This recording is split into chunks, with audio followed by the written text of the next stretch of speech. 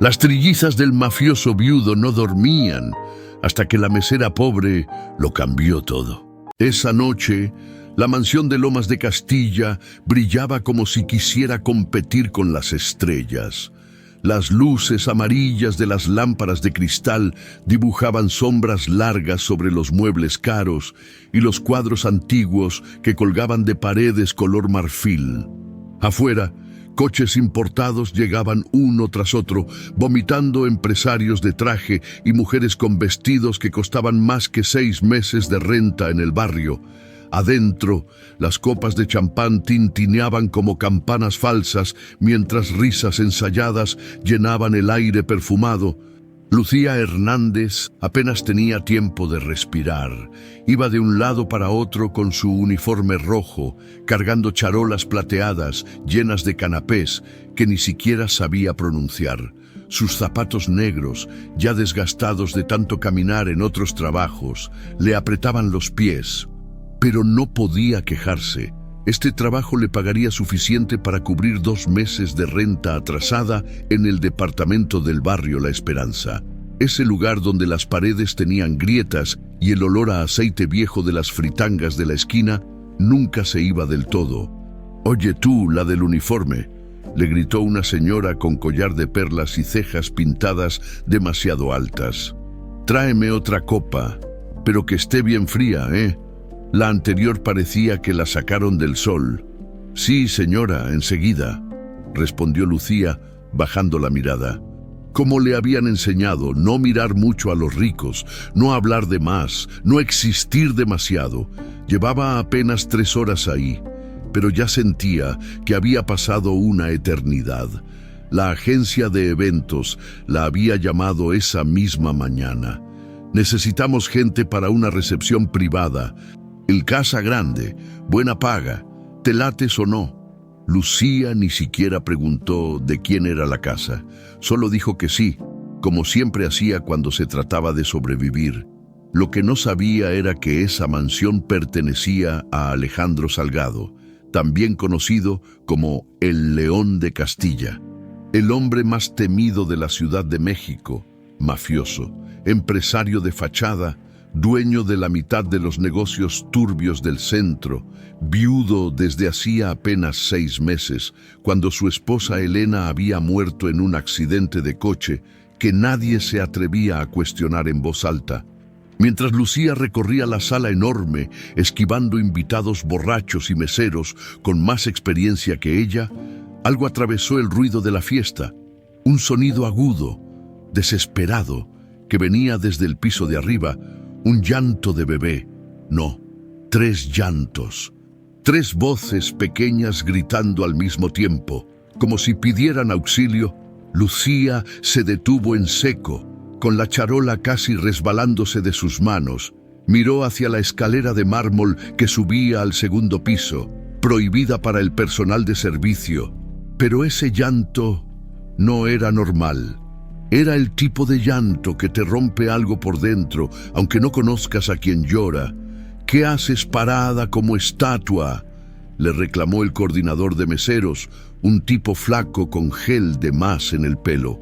«Muévete, que la gente tiene sed». Lucía asintió, pero el llanto no paraba. Se hacía más fuerte, más roto, más urgente. Miró a su alrededor. Nadie más parecía escucharlo. O tal vez ya estaban tan acostumbrados que ya ni les importaba. Sin pensarlo 2 veces, dejó la charola sobre una mesa auxiliar y caminó hacia la escalera. Subió despacio, con el corazón latiéndole fuerte en el pecho. No sabía qué iba a encontrar allá arriba, pero algo dentro de ella, algo que sonaba a la voz de su mamá muerta, le decía: «Ve, alguien te necesita». El pasillo del 2º piso estaba oscuro, iluminado apenas por una lámpara pequeña al final. Las puertas de madera tallada parecían observarla. El llanto venía de la 3ª puerta a la derecha. Lucía tocó con los nudillos, pero nadie respondió. Empujó despacio y lo que vio le encogió el alma. 3 cunitas blancas en medio de un cuarto enorme, decorado con ositos de peluche y móviles de colores que ya no giraban. y en cada cuna una bebé llorando con la cara roja, las manitas apretadas, el cuerpo arqueado de tanto gritar. Eran trillizas, idénticas, vestidas con pijamas rosadas, y junto a ellas, de pie con los brazos cruzados y cara de fastidio, una mujer elegante de unos 35 años, vestida de negro, con el pelo recogido en un chongo perfecto. «¿Qué haces aquí?», le preguntó la mujer con voz seca. Era Valeria Cruz, la gobernanta de la casa, aunque Lucía aún no lo sabía. «Disculpe, señora, es que oí a las niñas y... pues ya viste que están bien, vete». Pero las bebés no estaban bien, se veían agotadas, desesperadas, como si llevaran horas gritando sin que nadie las escuchara de verdad. ¿Puedo cargar a una?», preguntó Lucía sin saber de dónde salió ese atrevimiento. Valeria soltó una risa burlona.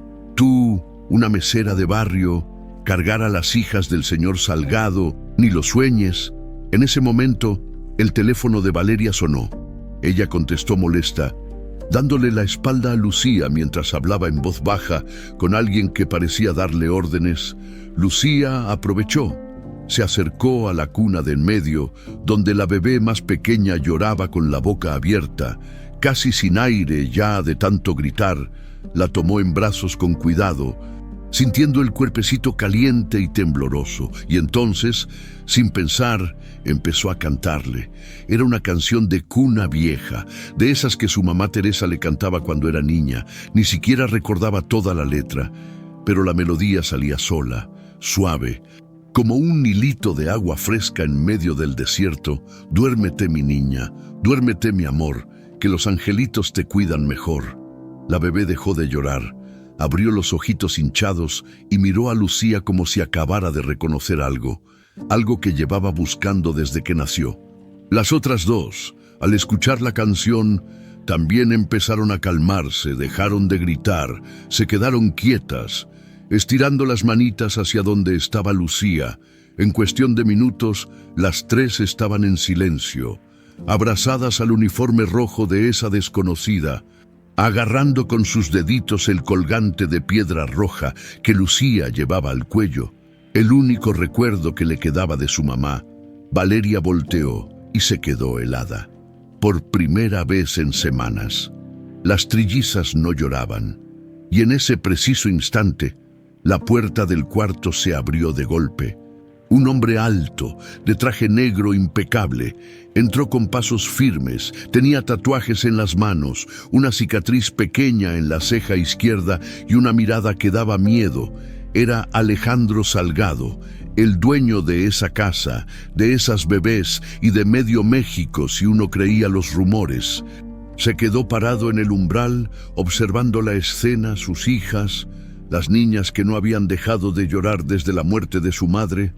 Estaban tranquilas, dormidas casi, en los brazos de una muchacha del servicio que ni siquiera debería estar ahí. «¿Quién autorizó a esta mujer a entrar aquí?», preguntó con voz ronca. Sin quitarle los ojos de encima a Lucía, Valeria se apresuró a responder. «Señor Salgado, yo no...». Ella subió sin permiso. «Yo estaba a punto de...». Pero Alejandro levantó la mano, pidiéndole silencio. Se acercó despacio hasta donde estaba Lucía. Ella tragó saliva, sintiendo cómo el miedo le subía por la garganta. Pensó que la iban a correr, o algo peor. Pero Alejandro no la miró con enojo, la miró con algo peor, confusión, como si no entendiera cómo una desconocida había logrado lo que doctores, nanas caras y hasta su propia suegra no pudieron hacer. «¿Cómo te llamas?», preguntó por fin. «Lucía, señor, Lucía Hernández». Alejandro observó a sus hijas, Camila, Renatita y Sofía. Las tres, aferradas al uniforme rojo de Lucía, respirando tranquilas por primera vez en meses. Algo en su pecho, endurecido por años de violencia, se rompió un poquito, pero lo disimuló bien, como siempre. «Quédate con ellas hasta que se duerman del todo», ordenó.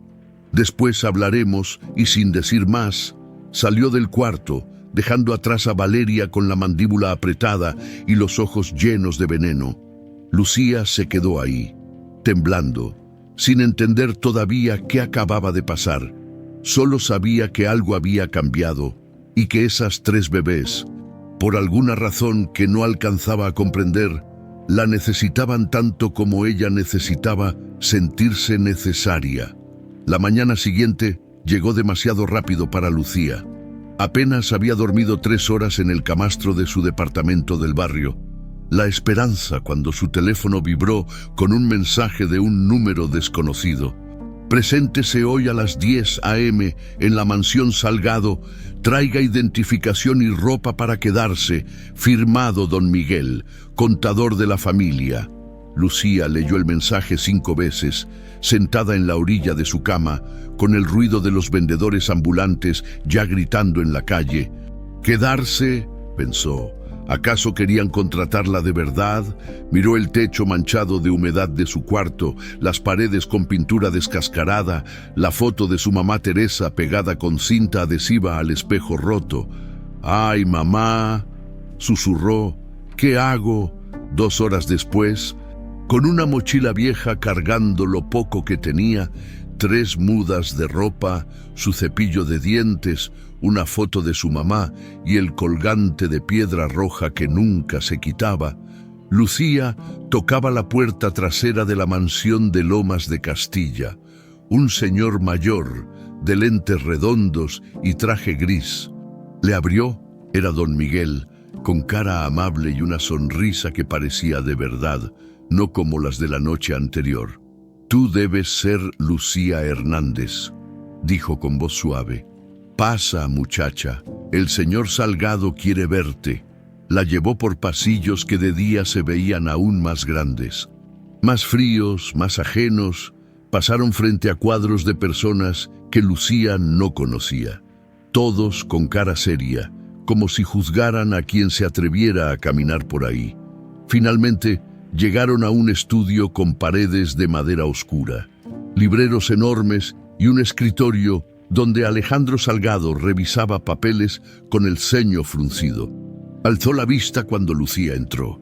Seguía siendo igual de imponente que la noche anterior, pero esta vez no traía traje, solo una camisa blanca arremangada que dejaba ver más tatuajes en los antebrazos.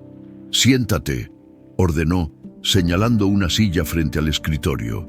Lucía obedeció, con las manos sudando y el corazón latiendo como tambor de banda norteña. «Mis hijas no han dormido bien desde que murió su madre», dijo Alejandro sin rodeos. «Hemos tenido 7 nanas en 6 meses, ninguna duró más de 2 semanas. Las niñas lloran toda la noche, no comen bien, no dejan que nadie las toque, hasta que llegaste tú». Lucía tragó saliva. «Yo no sé qué hice, señor. Solo les canté lo que mi mamá me cantaba a mí. Pues lo que sea que hayas hecho, funcionó». Alejandro se recargó en su silla, estudiándola con esos ojos oscuros que parecían leer hasta tus pensamientos. «Te voy a contratar como cuidadora temporal de las niñas. Te quedas aquí en la mansión de lunes a viernes. Los fines de semana puedes regresar a tu casa. Te pagaré el triple de lo que gana una niñera normal. Más comida y cuarto. ¿Aceptas?». Lucía no podía creer lo que escuchaba. El triple. Eso significaba poder pagar la renta, comprarle flores a la tumba de su mamá, ayudarle a doña Chuy, su vecina que siempre le compartía frijoles cuando no había nada que comer. «Sí, señor, acepto». «Perfecto. Don Miguel te mostrará tu cuarto. Empiezas ahora mismo». Y así, sin más, Lucía pasó de servir mesas en fondas mugrosas a vivir en una mansión con candelabros de cristal y sábanas que olían a lavanda cara. Pero no todo era color de rosa. Su cuarto estaba en el 3er piso, lejos del cuarto de las niñas, pequeño y con una ventana que daba a la pared del edificio de junto. Nada lujoso, pero 1000 veces mejor que su departamento del barrio. Don Miguel le explicó las reglas. Nada de salir de la mansión sin permiso. Nada de usar el teléfono de la casa. Nada de hacer preguntas sobre los negocios del señor Salgado y sobre todo obedecer a Valeria Cruz, la gobernanta, en todo lo relacionado con la casa. Valeria, ahí estaba el problema. Desde el primer día, la mujer le hizo la vida imposible. Le cambiaba los horarios sin avisar. «Ay, Lucía, las niñas desayunan a las 7, no a las 8, no te avisé». Le escondía la comida. «Ay, perdón, pensé que ya habías comido. Es que tú no eres de la familia, ¿verdad?». Le hablaba con ese tonito dulce y venenoso que usan las víboras con vestido elegante.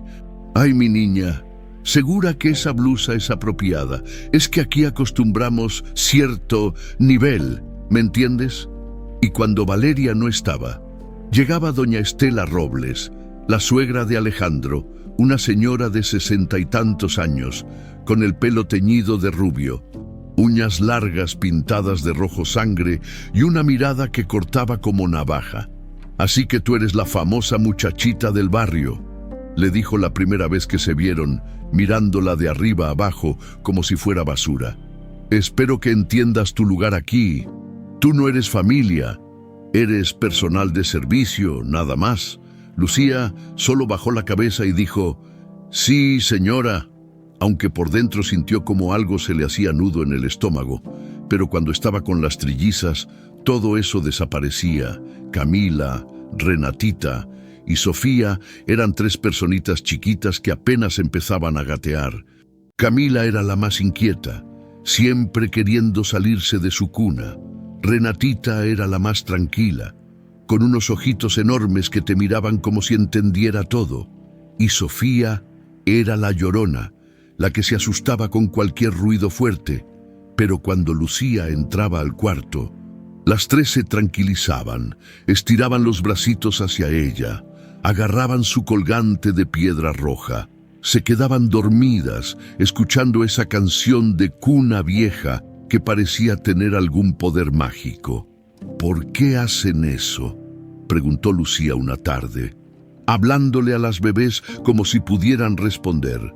«¿Por qué yo? No soy nadie especial». Pero las niñas solo la miraban, como si supieran algo que ella todavía no.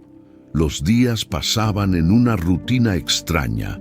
Por las mañanas, Lucía bañaba a las trillizas, les daba papilla, jugaba con ellas en el cuarto enorme lleno de juguetes que nadie más usaba. Por las tardes, las sacaba al jardín para que les diera el sol, mientras los guardias de traje negro la vigilaban desde lejos con cara de pocos amigos. Por las noches, les cantaba hasta que se quedaban dormidas, y solo entonces podía descansar. Pero aún en esos momentos de silencio, Lucía no podía evitar notar cosas raras, como que en el pasillo que llevaba al antiguo cuarto de la señora Elena, la cámara de seguridad siempre estaba apagada, o que en la biblioteca, escondido detrás de unos libros de leyes, había un frasco de pastillas sin etiqueta, o que una vez encontró una carta rota en el bote de basura del estudio, con la firma incompleta L, y palabras sueltas: «Tengo miedo, no confío». Las niñas. Lucía no le contó a nadie lo que veía. Aprendió desde chiquita que hacer preguntas en casas ajenas solo te trae problemas. Pero una noche, mientras cargaba a Sofía que no podía dormir, bajó a la cocina a prepararle un biberón. Y ahí, en la mesa del desayunador, estaba Alejandro, solo, sin traje, sin guardias, sin esa cara de mafioso intocable. Solo un hombre tomando whisky en la oscuridad. «¿Las niñas están bien?», preguntó sin voltear a verla. «Sofía no quiere dormir, señor. Le voy a preparar leche tibia». Alejandro asintió. Lucía podía sentir su mirada siguiéndola mientras preparaba el biberón. El silencio era pesado, incómodo. «Mi esposa también les cantaba», dijo de pronto. «Pero no era esa canción, era otra. Nunca la aprendí». Lucía no supo qué responder. Solo siguió calentando la leche. «¿Tú de dónde sacaste esa canción?». «Me la enseñó mi mamá, señor, antes de morir». «¿Cuándo murió?». «Hace 6 meses». Alejandro levantó la vista, frunciendo el ceño. 6 meses, el mismo tiempo que llevaba Elena muerta. ¿Cómo se llamaba tu mamá? Teresa Hernández. Era enfermera. Algo cambió en la cara de Alejandro, algo que Lucía no supo interpretar. Pero antes de que pudiera preguntar, él se levantó, dejó el vaso vacío en la mesa y salió de la cocina sin decir más. Lucía se quedó ahí, con Sofía en brazos y el biberón en la mano, sintiendo que acababa de decir algo importante sin saber que, arriba, en su cuarto privado, Valeria Cruz escuchaba todo desde el intercomunicador que había instalado en la cocina sin que nadie lo supiera. Apretó los puños con rabia. Esa estúpida muchachita del barrio estaba ganándose la atención de Alejandro, y eso no podía pasar. Tomó su teléfono y marcó un número. «Soy yo», dijo en voz baja. «Tenemos que acelerar el plan. La niñera se está metiendo demasiado». Del otro lado, doña Estela respondió con voz fría. «Dale tiempo. Todas las ratonas caen solitas en la trampa». Valeria sonrió. Sí, solo era cuestión de tiempo. Pasaron 2 semanas desde aquella conversación nocturna en la cocina. 2 semanas en las que Lucía empezó a sentir que la mansión no era solo una casa grande, sino una cárcel de lujo, donde todos guardaban secretos. Las trillizas seguían aferradas a ella como si fueran imanes. Cada mañana, cuando Lucía entraba al cuarto, Camila gateaba rapidísimo hacia la puerta. Renatita estiraba los bracitos desde su cuna y Sofía dejaba de llorar en cuanto escuchaba su voz. Era como si las 3 supieran algo que el resto del mundo ignoraba, pero fuera de ese cuarto, la vida de Lucía era un campo minado. Valeria había subido el nivel de sus humillaciones. Ya no eran solo comentarios envenenados. Ahora eran trampitas calculadas. Como aquella vez que le dijo que las niñas desayunarían a las 9, y cuando Lucía bajó con ellas a esa hora, Valeria la regañó frente a todo el personal. «Ay, Lucía, ¿no te dije que era a las 8? Las pobrecitas deben estar muertas de hambre por tu descuido». O cuando organizaba las comidas del personal justo cuando Lucía tenía que estar con las bebés, así que siempre llegaba tarde y solo encontraba sobras frías. «Ay, perdón, mi niña, es que pensé que ya habías comido. ¿No trajiste lunch de tu casa?», decía Valeria con esa sonrisa de víbora satisfecha. Los otros empleados, la cocinera, el jardinero, las mucamas, miraban a Lucía con lástima, pero nunca decían nada. Todos le tenían miedo a Valeria, y con razón. Una tarde, mientras Lucía cambiaba pañales en el cuarto de las niñas, escuchó voces en el pasillo. Se asomó con cuidado y vio a Valeria hablando con uno de los guardias de traje negro. «Si ves que la muchachita anda husmeando donde no debe, me avisas de volada», decía Valeria en voz baja. «Y si te pregunta algo sobre la señora Elena o sobre lo que hacemos aquí, no le digas nada. Esa niña es del barrio, no tiene por qué saber cosas que no le incumben». El guardia asintió y se fue. Valeria se quedó ahí parada, viendo su reflejo en un espejo del pasillo, arreglándose el chongo perfecto que siempre traía. Lucía se escondió rápido antes de que la viera. «¿Por qué tanto secreto?», pensó. «¿Qué es lo que no quieren que sepa?». Esa noche, después de dormir a las trillizas, Lucía no pudo quedarse tranquila en su cuarto. Algo la jalaba, como un imán invisible. Bajó al 2º piso con pasos suaves. Descalza para no hacer ruido, el pasillo estaba oscuro, iluminado apenas por las luces de emergencia. Se detuvo frente a una puerta cerrada. Tenía una plaquita dorada que decía «Recámara principal». Era el cuarto donde había vivido la señora Elena antes de morir.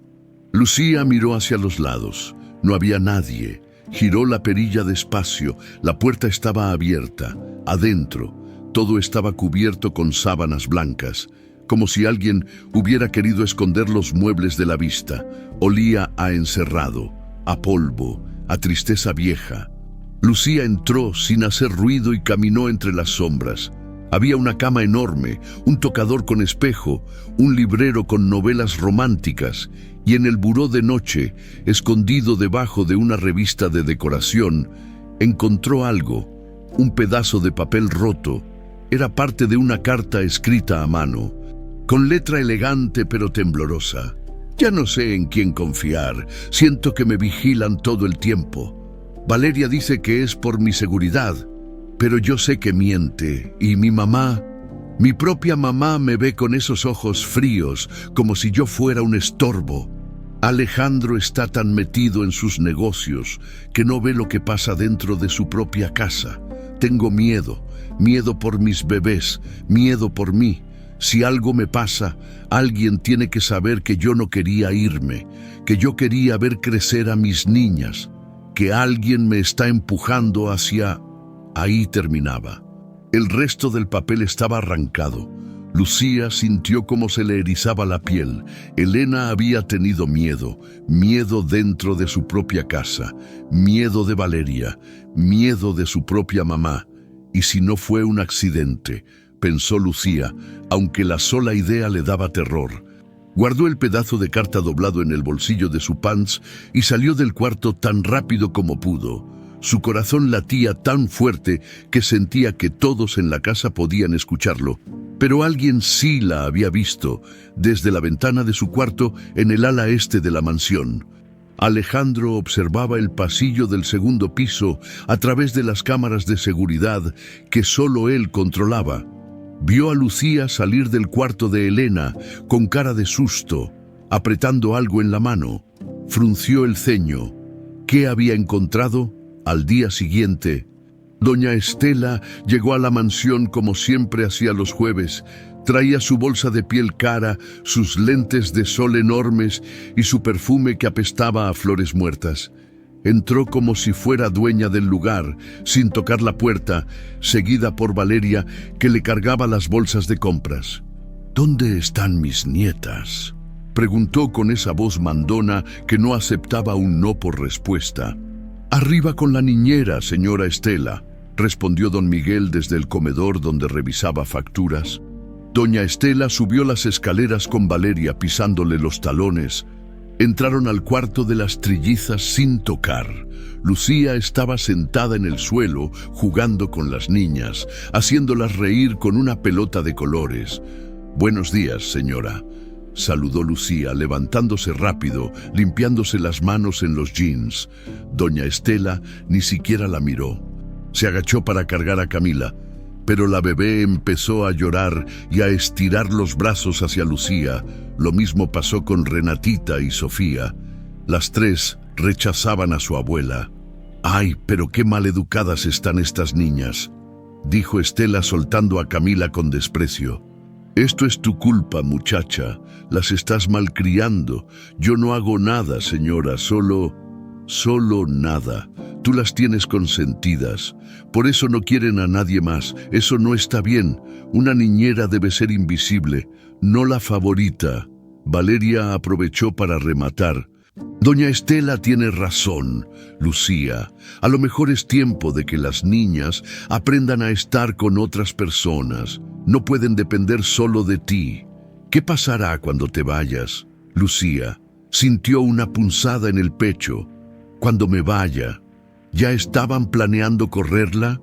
«Yo me quedo el tiempo que el señor Salgado quiera», respondió Lucía, tratando de sonar segura, aunque por dentro temblaba. «Ay, mi niña», dijo Valeria con esa voz melosa que daba asco. «Aquí nadie se queda para siempre. Todos somos reemplazables». Estela sonrió satisfecha y salió del cuarto, seguida por Valeria.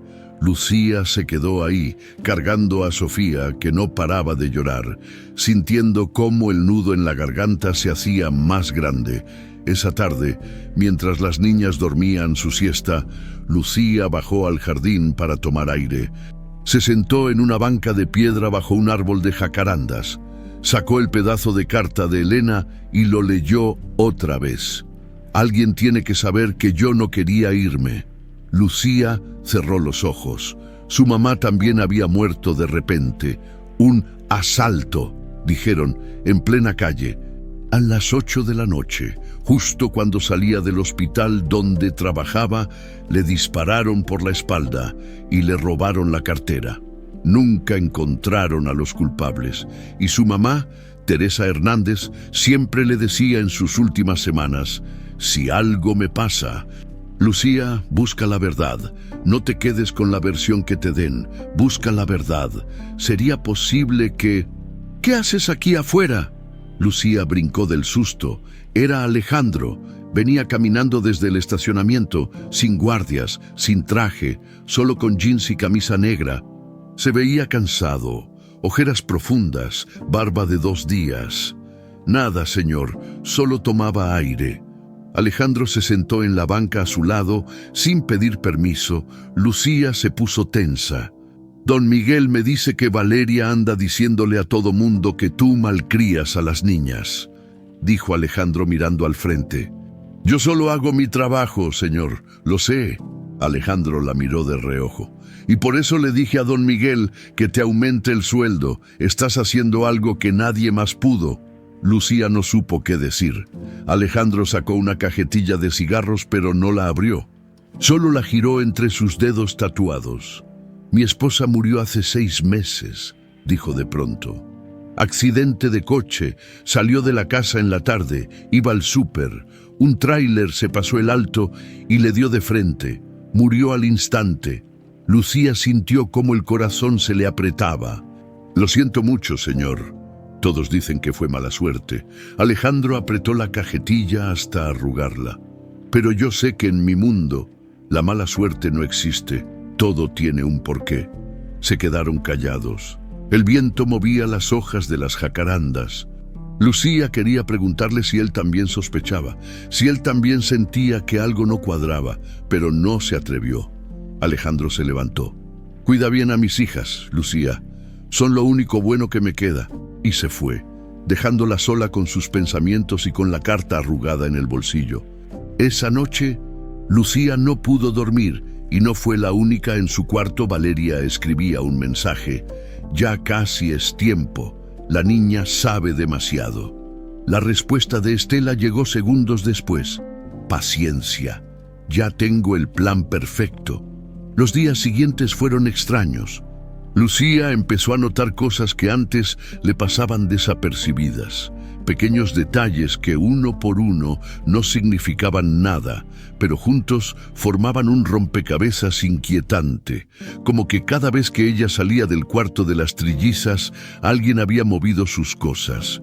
Nada importante, solo detalles: su cepillo de dientes cambiado de lugar, su almohada volteada, la foto de su mamá que siempre dejaba sobre el buró, ahora estaba dentro del cajón. O como aquella tarde en que bajó a la cocina y escuchó a Valeria hablando por teléfono en el pasillo de servicio, con voz bajita, casi susurrando: no te preocupes, todo está saliendo como planeamos, la niña no sospecha nada todavía. Lucía se escondió detrás de la puerta y aguantó la respiración. ¿De qué niña hablaban? De ella, de las trillizas. Valeria siguió hablando. Solo necesitamos un poco más de tiempo. Ya casi la tenemos donde queremos. Es cuestión de días. Cuando Valeria colgó y se fue, Lucía salió de su escondite con el corazón latiéndole tan fuerte que sentía que se le iba a salir del pecho. Esa noche, mientras bañaba a las trillizas, notó algo diferente en ellas. Las 3 no le quitaban los ojos de encima a su colgante de piedra roja. Camila estiraba las manitas tratando de agarrarlo. Renatita lo miraba fijamente como si pudiera ver algo adentro de la piedra. Y Sofía, la más chillona, se calmaba en cuanto Lucía se lo acercaba. ¿Qué tiene este colgante que tanto les gusta, les preguntó Lucía mientras las secaba con toallas suavecitas. Era de mi mamá. Es lo único que me dejó antes de irse. Camila apretó el colgante con su manita y soltó un ruidito. Como si estuviera tratando de decir algo, Lucía sintió un escalofrío. Recordó las últimas palabras de su mamá, acostada en la cama del hospital después del asalto. Tenía los ojos vidriosos por la fiebre, la respiración entrecortada. Le había agarrado la mano con fuerza y le había dicho: Lucía, escúchame bien, este colgante Tu abuela me lo dio cuando tú naciste, dijo que era para protegerte, nunca te lo quites. ¿Me oyes? Nunca. Y si algún día conoces a unas niñitas que también lo reconocen, cuídalas, protégelas como yo no pude proteger a...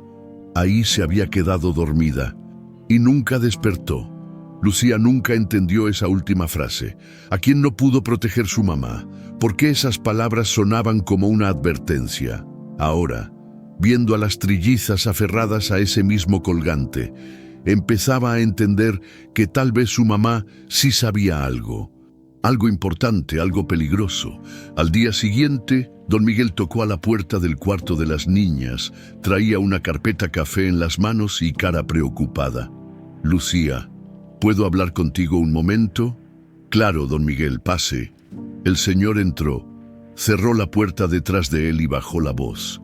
Tengo que preguntarte algo, y necesito que seas honesta conmigo. Lucía sintió cómo se le hacía un nudo en el estómago. Dígame, tu mamá, Teresa Hernández, ella trabajaba en el Hospital General de la Ciudad de México. Lucía parpadeó sorprendida. Sí, ¿cómo lo sabe?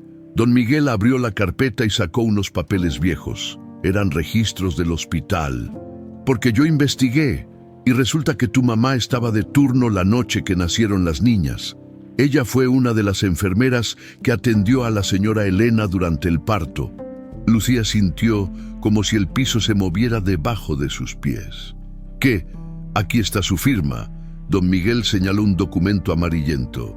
Teresa Hernández, enfermera de turno nocturno. Fecha, 15 de junio. El mismo día que nacieron Camila, Renatita y Sofía.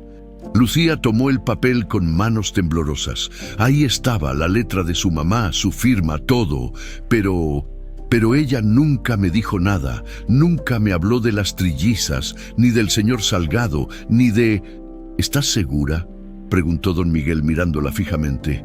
Piensa bien, Lucía. Tu mamá nunca mencionó nada raro. Algo sobre bebés, algo sobre esta familia. Lucía cerró los ojos tratando de recordar, y entonces le llegó, como un relámpago en la oscuridad, unas semanas antes de morir, su mamá había llegado a la casa muy alterada. Se veía pálida, asustada. Lucía le preguntó qué pasaba y ella solo le dijo: hay gente mala en el hospital, mija, gente que hace cosas horribles por dinero. Vi algo que no debí ver y ahora no sé qué hacer. Lucía le había insistido, pero su mamá no quiso hablar más del tema. Al día siguiente salió a trabajar como siempre y nunca regresó viva. Mi mamá dijo que vio algo malo en el hospital, susurró Lucía. Algo que la asustó. Fue poco antes de que la mataran. Don Miguel apretó la mandíbula. Lucía, yo llevo trabajando para el señor Salgado 15 años. Y sé que él no es un santo, pero también sé que quería a su esposa. La muerte de Elena lo destruyó, y desde entonces yo he tenido mis propias sospechas. ¿Sospechas de qué? Don Miguel se acercó más, bajando aún más la voz. De que Valeria y doña Estela están metidas en algo sucio. He revisado las cuentas de la casa. Hay transferencias raras, dinero que sale a cuentas que no conozco, y todas las transferencias empezaron justo después de que murió Elena. Lucía sintió cómo el miedo le subía por la garganta como agua helada. ¿Usted cree que ellas...? No sé qué creer todavía, interrumpió don Miguel, pero lo que sí sé es que tú corres peligro. Si Valeria sospecha que estás haciendo preguntas, si piensa que sabes algo, no sé qué podría pasar. Entonces, ¿qué hago? ¿Me voy? No, todavía no. Don Miguel le puso una mano en el hombro. Si te vas ahora, las niñas van a sufrir. Y además, no tenemos pruebas de nada, solo sospechas. Necesitamos más información. Pero ten cuidado, no confíes en nadie, especialmente en Valeria. Esa tarde, mientras las trillizas dormían, Lucía se quedó sentada junto a la ventana, viendo el jardín enorme y sintiéndose más sola que nunca. Agarró su colgante de piedra roja y lo apretó contra su pecho. Mamá, pensó, ¿qué fue lo que viste? ¿Qué fue lo que te costó la vida? Las bebés empezaron a moverse en sus cunas. Sofía abrió los ojitos y miró hacia donde estaba Lucía. Luego estiró su manita como si pidiera que la cargaran. Lucía se levantó, la tomó en brazos y empezó a cantarle bajito: «Duérmete, mi niña, duérmete, mi amor». Sofía agarró el colgante con fuerza y se quedó mirándolo. Fascinada, y Lucía, viéndola, sintió que algo muy profundo la conectaba con esas tres bebés, algo que iba más allá de un trabajo, más allá de la casualidad. Su mamá había conocido a estas niñas, las había cargado el día que nacieron, y semanas después había muerto. La mamá de las niñas también estaba muerta. ¿Eso era coincidencia? Por la noche, Lucía no pudo dormir, bajó a la cocina a prepararse un té de manzanilla y cuando iba de regreso a su cuarto, escuchó voces en el estudio del señor Salgado. Se acercó con cuidado. La puerta estaba entreabierta. «No me importa lo que digas, mamá», decía Alejandro con voz dura. «No voy a permitir que sigas tratando mal a la niñera. Las niñas la necesitan». «Ay, Alejandro, despierta». Era la voz de doña Estela, llena de veneno. «Esa muchachita del barrio te tiene embrujado. ¿No ves que solo quiere tu dinero? Es una oportunista como todas las de su clase. Ella no es así. ¿Y tú cómo lo sabes?». Estela soltó una risa amarga. «Llevas apenas un mes conociéndola. Yo te digo, hijo, esa niña es un peligro. Entre más pegadas estén las trillizas a ella, peor será cuando se tenga que ir». «¿Y quién dice que se tiene que ir?». Hubo un silencio pesado. «Todos se van, Alejandro, tarde o temprano, como Elena se fue». Lucía sintió un escalofrío. La forma en que Estela había dicho eso, «como Elena se fue», no sonaba a tristeza, sonaba a satisfacción. Alejandro no respondió. Lucía escuchó pasos acercándose a la puerta y corrió a esconderse detrás de una columna. Vio salir a doña Estela con cara de triunfo, seguida por Valeria, que siempre andaba pegada a ella como una sombra leal. Cuando se fueron, Lucía regresó a su cuarto temblando, se acostó en la cama, abrazando su almohada, tratando de entender todo lo que estaba pasando. Su mamá muerta, la señora Elena muerta, Valeria y Estela tramando algo, las trillizas aferradas a su colgante, don Miguel diciéndole que tuviera cuidado. Todo estaba conectado. Pero, ¿cómo? Se quedó dormida con el colgante apretado en la mano y soñó con su mamá. Soñó que le decía: «Ya casi es tiempo, mija, ya casi descubres la verdad, pero cuando lo hagas, corre, corre y no mires atrás». A la mañana siguiente, Lucía despertó con un mal presentimiento y tenía razón, porque ese día Valeria y Estela iban a poner en marcha la trampa que llevaban semanas preparando. Y Lucía iba a caer directo en ella. El viernes amaneció gris, con nubes pesadas que amenazaban lluvia. Lucía se levantó con ese mal presentimiento todavía pegado al pecho, como si algo malo estuviera a punto de pasar. Se vistió rápido y bajó al cuarto de las trillizas. Las encontró despiertas, jugando en sus cunas. Cuando la vieron, las tres sonrieron con esas sonrisas chiquitas que le derretían el corazón. «Buenos días, mis amores», les dijo Lucía, cargando primero a Camila, luego a Renatita y por último a Sofía. «¿Cómo amanecieron mis princesas?». Las bebés gorjearon contentas, agarrándole el uniforme, el pelo, el colgante de piedra roja que ya era parte de su rutina diaria. Lucía las bañó, las vistió con sus conjuntitos de colores y las bajó al comedor para el desayuno. Don Miguel ya estaba ahí tomando café y leyendo el periódico. «Buenos días, Lucía», saludó con esa amabilidad que lo hacía diferente a todos en esa casa. «Buenos días, don Miguel. ¿Las niñas durmieron bien, como angelitos, toda la noche sin despertarse?» Don Miguel sonrió, pero había algo raro en su mirada, como si quisiera decirle algo pero no se atreviera. Lucía le dio papilla a las trillizas mientras el personal de cocina iba y venía preparando el desayuno de Alejandro. El ambiente se sentía tenso. Aunque ella no sabía por qué, a las 11 de la mañana llegó doña Estela. Traía un vestido rosa pálido, tacones altos y su bolsa de piel italiana que costaba más que un año de renta en el barrio. Entró como reina, saludando apenas con la cabeza, seguida por Valeria, que traía cara de gato satisfecho. Buenos días, canturreó Estela con esa voz falsa que usaba cuando quería aparentar amabilidad. ¿Dónde está mi yerno? El señor Salgado salió a una reunión de negocios. Doña Estela, respondió don Miguel desde su escritorio. Regresa en la tarde. Ah, qué lástima. Bueno, vine a pasar tiempo con mis nietecitas. ¿Dónde están? Arriba con Lucía, señora. Estela subió las escaleras con Valeria pisándole los talones. Lucía, que estaba jugando en el suelo con las niñas, se levantó rápido cuando las vio entrar. Buenas tardes, doña Estela. Ay, mi niña, qué formal. Estela le dio 2 besos al aire cerca de las mejillas. Déjame ver a mis amores. Se agachó para cargar a Renatita, pero la bebé empezó a llorar y a estirar los brazos hacia Lucía. Lo mismo pasó con las otras 2. ¡Ay, no! ¡Otra vez no!, se quejó Estela con cara de fastidio. ¿Ves lo que te dije, Valeria? Esta niña las tiene mal acostumbradas. Es verdad, doña Estela, las pobres bebés no saben estar con nadie más. Lucía apretó los puños. Ya estaba cansada de aguantar humillaciones. Yo solo hago mi trabajo, señora. Las cuido como me pidieron.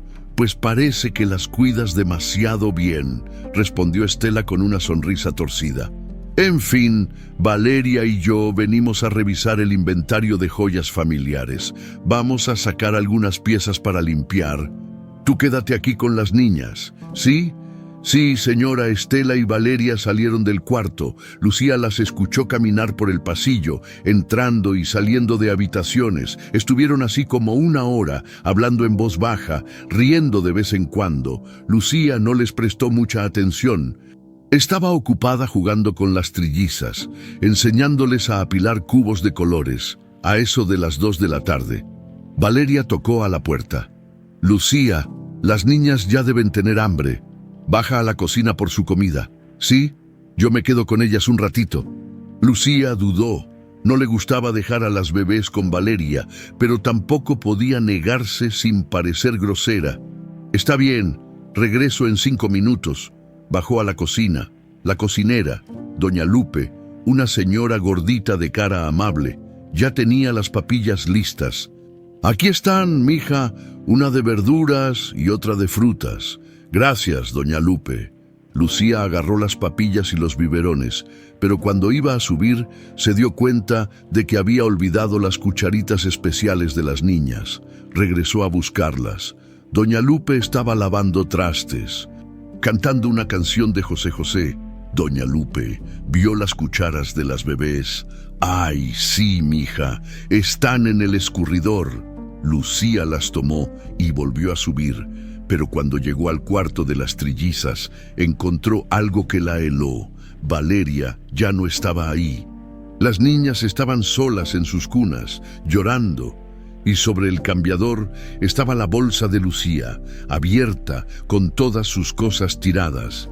Que, antes de que pudiera reaccionar, escuchó gritos desde el pasillo. Salió corriendo y encontró a Valeria. Estela y don Miguel, parados frente al cuarto principal. Valeria tenía la mano en el pecho, como si estuviera en shock.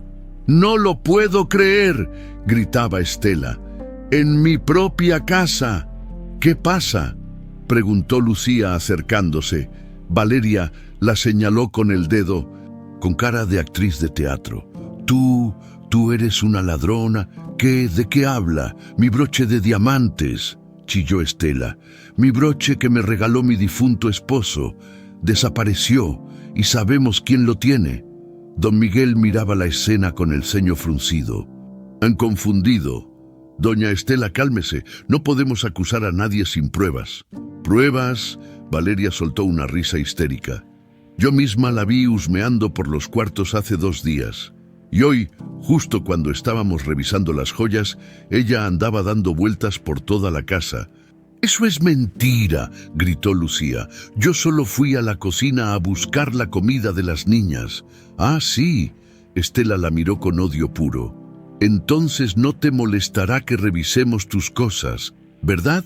Lucía sintió cómo se le iba la sangre de la cara. «Yo no tengo nada». «Revisen lo que quieran». Estela y Valeria subieron de volada al cuarto de las trillizas. Lucía las siguió, con las manos temblándole. Don Miguel también subió, con cara cada vez más preocupada. Entraron al cuarto. Valeria fue directo a la bolsa de Lucía, la que había estado abierta y tirada sobre el cambiador. «Aquí está su bolsa», dijo Valeria con voz triunfal. «Vamos a ver qué hay adentro». Metió la mano y empezó a sacar cosas. Ropa, la foto de su mamá, el cepillo de dientes, y entonces, del fondo, sacó algo envuelto en un pañuelo blanco, lo desenvolvió lentamente, como si ya supiera lo que iba a encontrar, y ahí estaba, un broche de oro con diamantes incrustados, brillante, caro, imposible de confundir. «Ahí está», gritó Estela, «mi broche». Dentro de su bolsa, Lucía sintió que el mundo se le venía encima. «No, no, eso no es mío, yo no lo puse ahí. ¿Alguien qué?», la interrumpió Valeria. «¿Alguien te lo plantó? ¡Ay, por favor! Eres una ladrona de barrio y punto». «Yo no soy ladrona». «Claro que sí». Estela estaba roja de la rabia. «Viniste a esta casa a robarnos, a aprovecharte de la confianza de mi yerno». Don Miguel intervino. «Doña Estela, con todo respeto, esto es muy extraño. Yo conozco a Lucía, ella no.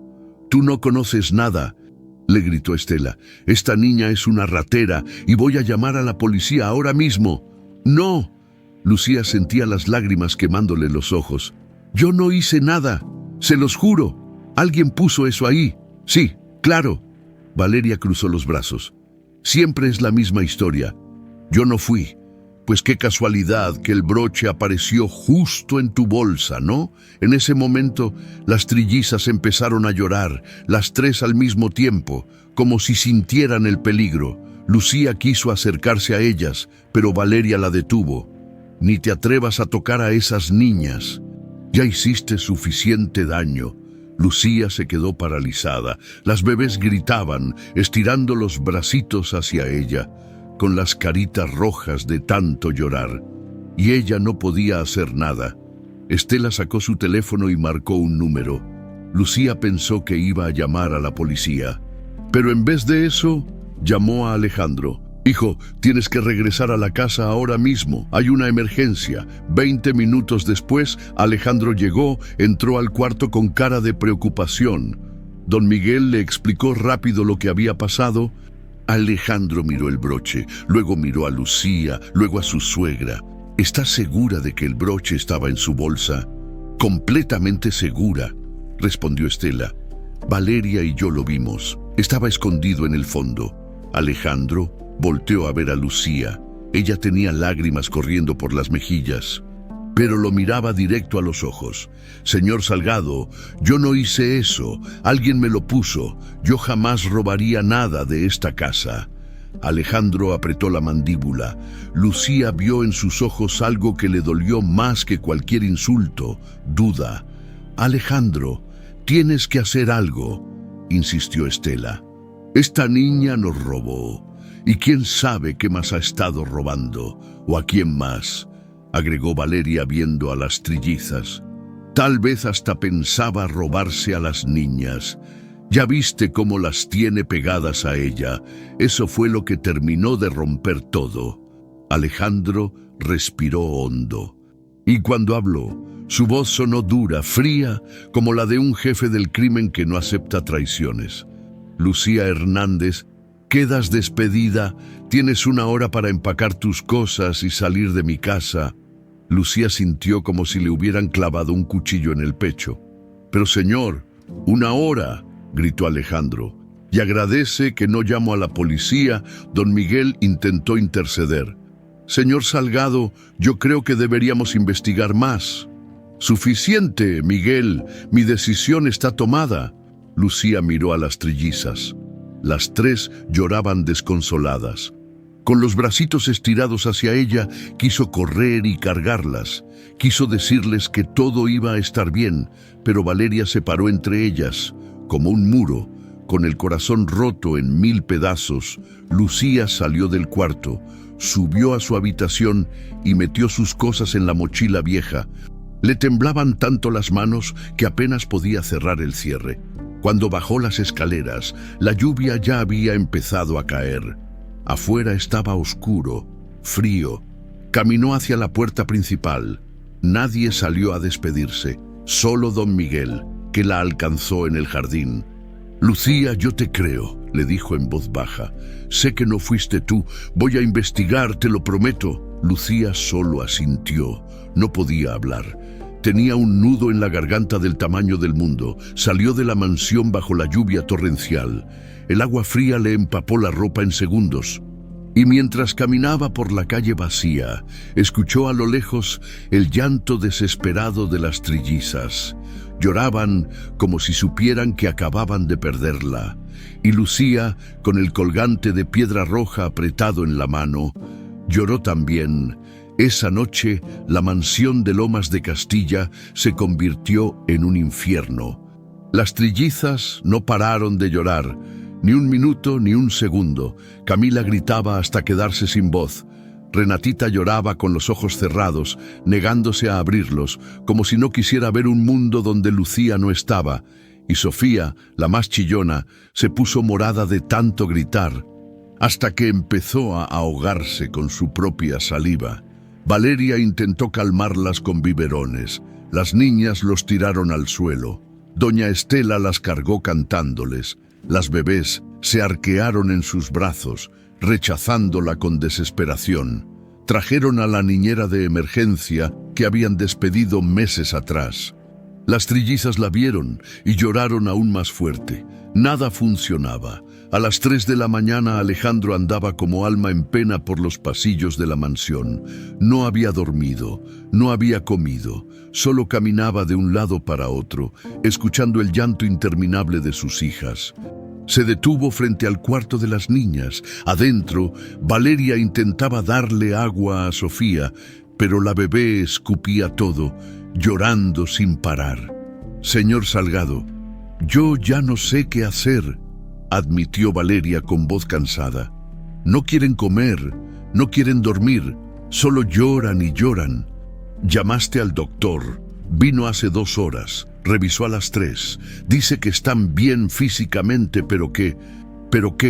Valeria bajó la mirada.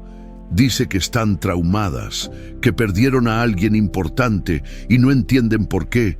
Alejandro apretó los puños. Algo en su pecho se sentía roto, como si él también hubiera perdido algo. «La despedí», pensó. «Despedí a la única persona que podía hacer dormir a mis hijas», pero no podía arrepentirse. No enfrente de Valeria, no enfrente de su suegra.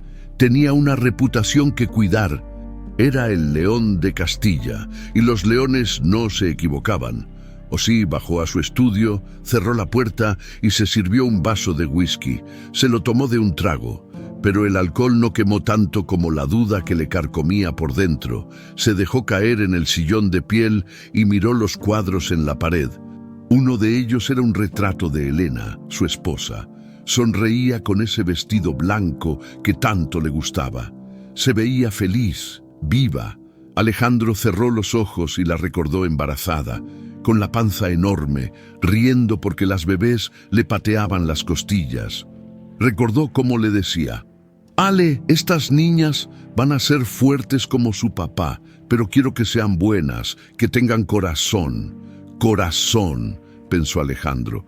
«¿Cuándo fue la última vez que yo tuve corazón?» Se levantó y caminó hacia los libreros. Empezó a buscar entre los libros viejos que Elena coleccionaba. Novelas románticas, poesía, cosas que él nunca había leído. Y entonces algo cayó al suelo, un sobre amarillento. Lo recogió con el ceño fruncido. No tenía remitente, solo decía: «Para Alejandro, si algo me pasa». El corazón le dio un vuelco. con manos temblorosas. Abrió el sobre. Adentro había una carta doblada, la letra era de Elena. La reconocería en cualquier parte. Empezó a leer: mi amor, si estás leyendo esto, es porque algo malo me pasó. Y si algo malo me pasó, no fue un accidente. Hace semanas que siento que alguien me vigila, que alguien quiere hacerme daño. Al principio pensé que eran ideas mías, cosas del embarazo, pero cada día estoy más segura. Valeria me mira con odio, lo disimula bien, pero yo lo noto. Siempre está ahí, escuchando mis conversaciones, revisando mis cosas. Y mi mamá, Dios, Ale, mi propia mamá me da miedo. Habla con gente rara por teléfono, esconde papeles. Me pregunta constantemente sobre tu trabajo, sobre tus cuentas, sobre dónde guardas las cosas importantes. Hay una enfermera en el hospital que se dio cuenta de algo.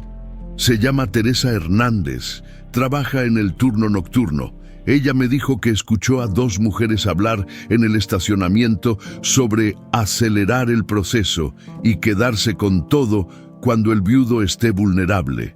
Teresa me ayudó a esconder esta carta. Me dijo que si algo le pasaba a ella también, que buscaras a su hija. Se llama Lucía. Usa un colgante de piedra roja que me mostró, el mismo que yo le regalé a las niñas cuando nacieron. Ale, cuida a nuestras bebés. No confíes en nadie, especialmente en Valeria y en mi mamá. Si lees esto, es porque ya no estoy.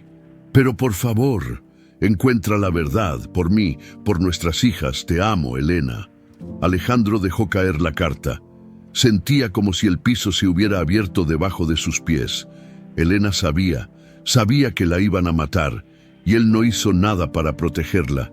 Y Teresa Hernández, la mamá de Lucía, la enfermera que trató de ayudar a su esposa. Dios mío, pensó Alejandro, ¿qué he hecho? Agarró su teléfono y marcó a don Miguel. El contador contestó al tercer timbrazo con voz dormida. Señor Salgado, ¿pasa algo? Miguel, necesito que investigues algo. Ahora, no me importa que sea de madrugada. Dígame. Teresa Hernández, la mamá de Lucía. Quiero saber todo sobre su muerte. Todo. Fecha, hora, lugar, circunstancias. Y quiero saber si hay alguna conexión con la muerte de Elena. Hubo un silencio. Señor Salgado, yo ya empecé a investigar eso cuando despidió a Lucía y encontré algo. ¿Qué encontraste? Teresa Hernández murió el 18 de junio, 3 días después de que nacieran las niñas. Oficialmente fue un asalto, pero hay inconsistencias en el reporte policial. Y la señora Elena murió el 25 de junio, una semana después. Las fechas están demasiado cerca. Alejandro sintió cómo la rabia le subía por la garganta, como lava hirviendo. Sigue investigando, busca todo lo que puedas. Grabaciones de seguridad del hospital, llamadas telefónicas, transferencias de dinero, todo. Ya lo estoy haciendo, señor, y hay algo más. ¿Qué? Encontré un pendrive escondido en el archivero del hospital. Estaba en una caja con el nombre de Teresa Hernández. Parece que ella lo dejó ahí antes de morir. ¿Qué hay en el pendrive? Una grabación de seguridad del estacionamiento del hospital. Fecha 15 de junio, el día que nacieron las niñas. Mándame esa grabación. Ahora. Se la mando en 1 minuto, señor. Alejandro colgó. Se sentó frente a su computadora con el corazón latiéndole como martillo. 1 minuto después recibió el archivo, lo abrió. La imagen era en blanco y negro, granulada, pero se veía claro. Era el estacionamiento del hospital, de noche, y ahí, bajo una luz amarilla, estaban 2 mujeres hablando con 2 hombres vestidos de negro. Alejandro reconoció a las mujeres de inmediato. Valeria y doña Estela en la grabación. Una de las mujeres, Estela, le entregaba un sobre a uno de los hombres. El hombre lo abrió, contó el dinero que había adentro y asintió. Luego dijo algo que Alejandro no podía escuchar, pero que logró leer en sus labios: se hará la esposa y la enfermera. 2 semanas parecerán accidentes. Alejandro sintió cómo todo su mundo se derrumbaba. Su suegra, la madre de Elena, la abuela de sus hijas, había mandado matar a su propia hija, y a Teresa y Valeria. Valeria era su cómplice. Las manos le temblaban de la rabia. Quería agarrar su pistola y subir a acabar con las dos en ese mismo momento. Pero se obligó a respirar, a pensar. Si hacía eso, terminaría en la cárcel y sus hijas se quedarían solas. No tenía que ser más inteligente. Se levantó como rayo, subió las escaleras de 2 en 2, entró al cuarto de las niñas. Valeria seguía ahí, con cara de cansancio, cargando a Sofía, que seguía llorando. «Valeria, vete a dormir, yo me encargo». Valeria lo miró sorprendida. «¿Usted, señor?» «Sí, yo, vete». Valeria le pasó a Sofía y salió del cuarto. Alejandro cerró la puerta con seguro. Se quedó ahí, cargando a su hija, que lloraba sin parar, con las otras dos gritando en sus cunas, y por primera vez en años, Alejandro Salgado, el León de Castilla, el hombre más temido de México, se permitió llorar. Lloró por Elena, lloró por Teresa, lloró por Lucía, a quien había despedido injustamente, y lloró por sus hijas, que habían perdido a la única persona que podía hacerlas sentir seguras. «Perdón», les susurró a las bebés. «Perdón por ser tan estúpido, pero papá va a arreglar esto, se los prometo». Las niñas siguieron llorando, pero algo en la voz de su padre las hizo calmarse un poquito. Alejandro las cargó a las 3. Era casi imposible, pero lo hizo. Las apretó contra su pecho y les cantó. No sabía canciones de cuna, así que les cantó lo primero que se le vino a la mente, una ranchera vieja que su propia mamá le cantaba cuando era niño. No funcionó tan bien como la canción de Lucía, pero fue suficiente para que las bebés dejaran de gritar. Ahora solo gemían bajito, agotadas. Alejandro las acostó en sus cunas y se quedó ahí, sentado en el suelo entre las 3, vigilándolas. Y ahí, en la oscuridad, tomó una decisión. Iba a traer a Lucía de vuelta. Iba a limpiar su nombre. Y después iba a destruir a Valeria y a Estela, aunque eso significara destruirse a sí mismo también. El sábado amaneció con un sol tímido que apenas se asomaba entre las nubes. Alejandro no había dormido nada. Se había quedado toda la noche en el cuarto de las trillizas, vigilándolas, pensando, planeando. A las 7 de la mañana, cuando las bebés finalmente se quedaron dormidas de puro agotamiento, bajó a su estudio y llamó a don Miguel. «Miguel, ven a la casa ahora y trae todo lo que hayas encontrado». Media hora después, don Miguel estaba sentado frente al escritorio de Alejandro, con una carpeta llena de papeles, fotos y documentos. «Señor Salgado, lo que encontré es perturbador. Dímelo todo. No me guardes nada». Don Miguel respiró hondo y abrió la carpeta. «Empecemos con Teresa Hernández. Murió el 18 de junio, oficialmente por un asalto a mano armada. Le dispararon por la espalda cuando salía del hospital a las 8 de la noche. Los asaltantes se llevaron su cartera y su teléfono. Nunca los encontraron. ¿Qué hay de raro en eso? Que ese día Teresa había hecho 2 llamadas desde el teléfono del hospital, una a la policía y otra a un abogado. En ambas llamadas, según los registros, mencionó que tenía información importante sobre un posible crimen, pero antes de que pudiera dar más detalles, colgó, como si alguien la hubiera interrumpido. Alejandro apretó la mandíbula. Continúa. 3 días después, el 21 de junio, hubo un intento de robo en la casa de Teresa, pero su hija Lucía no estaba. Había salido al mercado. Los ladrones se llevaron una laptop vieja y algunos papeles, pero dejaron la tele, el microondas, cosas que valen más. Claramente buscaban algo específico. Información, exacto. Y 4 días después de eso, el 25 de junio, la señora Elena tuvo su accidente. Alejandro sintió cómo la rabia le apretaba el pecho. Elena salió de la casa a las 3 de la tarde. Dijo que iba al supermercado, pero yo revisé las grabaciones de las cámaras de tráfico. Ella no iba en dirección al supermercado. Iba hacia el hospital. ¿Al hospital? Porque no lo sé, pero puedo suponer. Don Miguel sacó otro papel. Encontré mensajes entre Elena y Teresa en el teléfono de respaldo del hospital. Elena le había pedido ayuda. Le había dicho que tenía miedo, que necesitaba hablar con ella urgentemente. Y Teresa le respondió: ven al hospital, tengo pruebas de todo, sé quién está detrás de esto. Ese fue el último mensaje que se enviaron. 2 horas después, Elena murió en el accidente. Alejandro cerró los ojos. Todo estaba claro como el agua. Las mataron para silenciarlas. Sí, señor, y no fueron los únicos que murieron. Alejandro abrió los ojos de golpe. ¿Qué? Don Miguel sacó una foto. Era de un hombre joven, vestido con uniforme de guardia de seguridad. Este es Marco Vega. Trabajaba en el hospital como vigilante nocturno. Desapareció 2 semanas después de la muerte de Teresa. Oficialmente se fue del país, pero yo hablé con su familia. Dicen que Marco estaba asustado, que le había contado a su hermano que había visto algo malo y que iba a hablar con la policía. Y su cuerpo apareció 3 meses después en un terreno baldío. Lo identificaron por las huellas digitales: muerte, disparo en la nuca, estilo ejecución. Alejandro se levantó de su silla y caminó hacia la ventana.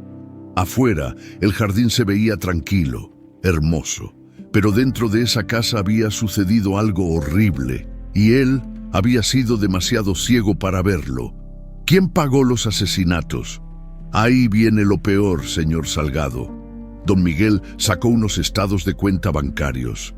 Revisé todas las transferencias sospechosas que encontré en las cuentas de Valeria y doña Estela, y todas vienen de una misma fuente: Los Cuervos. Alejandro volteó bruscamente. Los Cuervos, el cartel rival. Sí, señor, han estado financiando a doña Estela desde hace años. La idea era clara: debilitar su posición, dejarlo vulnerable después de la muerte de su esposa y eventualmente tomar control de sus territorios. Y Valeria es la operadora. Ella se encargaba de todo: de vigilar a Elena, de pasar información a los Cuervos y probablemente de coordinar los asesinatos. Alejandro sintió cómo algo se rompía dentro de él. No era solo rabia, era traición, dolor, culpa. ¿Y el broche? Don Miguel suspiró. Revisé las cámaras de seguridad de la casa en la grabación del viernes. Se ve claramente cómo Valeria sube al cuarto de Lucía cuando ella está en la cocina. Entra, saca el broche de su propio bolsillo y lo mete en la bolsa de Lucía. Todo fue una trampa. Alejandro pegó un puñetazo en la pared. El dolor en los nudillos no era nada comparado con el dolor en su alma. Maté a mi esposa, susurró, por confiar en las personas equivocadas, por estar tan metido en mis negocios que no vi lo que pasaba en mi propia casa. Señor Salgado, usted no. Sí, Miguel, yo la maté. Si hubiera estado más atento, si le hubiera hecho caso cuando me decía que tenía miedo. Don Miguel se quedó callado, no había nada que decir. Alejandro tenía razón. Se quedaron así un rato largo, en silencio, hasta que Alejandro habló otra vez, con la voz más fría que don Miguel le había escuchado jamás. ¿Dónde está Lucía? ¿En su departamento del barrio La Esperanza? Fui a verla ayer. Está destruida. No quiere hablar con nadie. Voy a ir a buscarla. Ahora, y después voy a arreglar esto, todo. ¿Qué va a hacer con Valeria y doña Estela? Alejandro sonrió, pero no era una sonrisa amable, era la sonrisa del león de Castilla, la sonrisa de un depredador. Voy a destruirlas, pero no con violencia, con algo peor, con la verdad. Don Miguel asintió. ¿Qué necesita que haga? Copia todas las pruebas, todo, las grabaciones, los estados de cuenta, los registros telefónicos, las fotos. Haz 3 copias, una para mí, una para ti y una para el fiscal federal. ¿Va a entregarlas a las autoridades? Sí, pero no solo las voy a entregar a ellas, también voy a entregarme yo. Don Miguel se quedó helado. ¿Qué? Voy a confesar todo lo que he hecho. Miguel, todos mis crímenes, todas mis tranzas, todo. Voy a negociar con el fiscal. Les doy información de los cuervos, de mis propios contactos, de las rutas, de las cuentas, todo, a cambio de que metan a la cárcel a Valeria y a Estela por asesinato. Pero señor, si hace eso, usted también irá a la cárcel. Lo sé y no me importa. Alejandro miró hacia el techo, donde estaba el cuarto de sus hijas. Mis niñas se merecen un padre honesto, aunque sea un padre preso, no un mafioso que dejó morir a su esposa. Don Miguel sintió un nudo en la garganta. Después de 15 años trabajando para Alejandro Salgado, finalmente estaba viendo a un hombre, no a un león, solo a un hombre roto que quería hacer lo correcto. Está bien, señor, yo lo apoyo. Gracias. Miguel, eres el único en quien confío. Alejandro se puso su chamarra de piel y agarró las llaves de su camioneta. Voy a buscar a Lucía.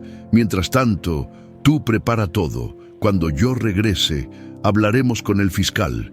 Y Valeria y Estela, que disfruten su último día de libertad, porque mañana su mundo se va a acabar. Alejandro salió de la mansión sin decirle a nadie a dónde iba. Subió a su camioneta negra y manejó hacia el barrio La Esperanza. El contraste era brutal. De las calles limpias y tranquilas de Lomas de Castilla, pasó a las calles llenas de baches, puestos de tacos, vendedores ambulantes y niños jugando fútbol con una pelota medio desinflada. Estacionó la camioneta frente a un edificio viejo de 3 pisos, subió las escaleras de concreto hasta el segundo piso, tocó la puerta del departamento 2B. Nadie respondió, volvió a tocar, más fuerte. «Lucía, soy Alejandro Salgado. Abre la puerta, silencio». «Lucía, por favor, necesito hablar contigo. Sé la verdad. Sé que no robaste nada. Abre». La puerta se abrió un poquito. Del otro lado, Lucía lo miraba con los ojos rojos e hinchados de tanto llorar. Traía pants viejos y una sudadera raída. Se veía pequeña, frágil, rota. «¿Qué quiere?», preguntó con voz apagada. «Quiero pedirte perdón». Lucía soltó una risa amarga. «Perdón, me corrió de su casa llamándome ladrona y ahora quiere que lo perdone. Tienes razón, no merezco tu perdón, pero necesito que me escuches». «No tengo nada que escuchar». Intentó cerrar la puerta, pero Alejandro la detuvo con la mano. «Tu mamá conoció a mis hijas el día que nacieron. Les cantó, las cuidó y murió tratando de protegerlas». Lucía se quedó helada. «¿Qué? Tu mamá vio algo en el hospital, algo malo, y por eso la mataron, igual que mataron a mi esposa. Las mismas personas, Valeria y mi suegra». Lucía sintió cómo las lágrimas volvían a salir. Mi mamá intentó salvarlas». «Sí, y tú también las estás salvando, sin saberlo». Alejandro sacó la carta de Elena de su chamarra. «Lee esto». Lucía tomó la carta con manos temblorosas. La leyó, y cuando terminó, se cubrió la boca con la mano, ahogando un sollozo. «Dios mío, Lucía, yo cometí el peor error de mi vida al correrte, y no puedo cambiar eso, pero puedo hacer justicia por tu mamá, por mi esposa y por mis hijas, pero te necesito. Necesito que regreses». Lucía lo miró a los ojos, y por primera vez no vio al mafioso poderoso, vio a un padre desesperado. «¿Las niñas están bien?» «No, llevan 2 días llorando sin parar. No comen, no duermen, te necesitan». Lucía cerró los ojos, pensó en Camila, en Renatita, en Sofía, pensó en su mamá, pensó en todo, y supo que no tenía opción. «Está bien, voy con usted». Lucía se cambió rápido, se puso unos jeans limpios y una blusa sencilla, agarró su mochila, metió lo poco que tenía y salió del departamento sin mirar atrás. Bajaron juntos las escaleras. Los vecinos los veían con curiosidad. Una señora que barría la entrada, doña Chuy, le preguntó: ¿Ya te vas otra vez, mija? Sí, doña Chuy, pero esta vez es diferente. Cuídate mucho, ¿eh? Y si ese señor te hace algo malo, tú me avisas para ir a partirle su ma. Doña Chuy, tranquila, interrumpió Lucía con una sonrisa triste. Todo va a estar bien. Subieron a la camioneta. Alejandro arrancó, pero en lugar de regresar directo a la mansión, se quedó ahí parado, con las manos en el volante, sin moverse. ¿Pasa algo?, preguntó Lucía. Alejandro volteó a verla y por primera vez ella vio algo que jamás pensó que vería en los ojos del hombre más peligroso de México: miedo. Antes de que regresemos, necesito contarte todo. Necesito que sepas en qué te estás metiendo. Está bien. Alejandro respiró hondo y empezó a hablar. Le contó sobre la grabación del estacionamiento, sobre las transferencias bancarias de los Cuervos, sobre cómo Valeria y Estela habían planeado todo desde el principio, sobre la muerte de su mamá, sobre el guardia desaparecido. Sobre todo, Lucía escuchaba en silencio, con las lágrimas rodando por sus mejillas. Cuando Alejandro terminó, ella se limpió la cara con la manga de su blusa. ¿Y qué va a hacer ahora?, preguntó con voz temblorosa. Voy a entregarles todas las pruebas al fiscal federal. Voy a confesar todo lo que he hecho, todos mis crímenes, y voy a negociar para que Valeria y Estela paguen por lo que hicieron. Pero si hace eso, usted irá a la cárcel. Lo sé, y es lo que merezco. Alejandro la miró directo a los ojos. Pero antes de que eso pase, necesito que hagas algo por mí. ¿Qué? Cuida a mis hijas, no solo mientras yo arreglo todo esto, sino para siempre. Quiero que seas su tutora legal, que las críes, que les enseñes a ser buenas personas, que les hables de su mamá y de la tuya. Lucía sintió cómo se le cortaba la respiración.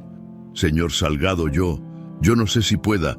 Tú eres la única persona en este mundo en la que confío. Mis hijas te aman, y yo sé que tu mamá estaría orgullosa de que cumplas lo que ella no pudo, protegerlas. Lucía cerró los ojos. Recordó las últimas palabras de su mamá. Si algún día conoces a unas niñitas que también lo reconocen, cuídalas. Era como si todo hubiera estado planeado desde el principio, como si su mamá hubiera sabido que esto iba a pasar. Está bien, susurró Lucía. Yo las cuido, se lo prometo. Alejandro asintió y por primera vez en días sonrió. Una sonrisa pequeña pero real.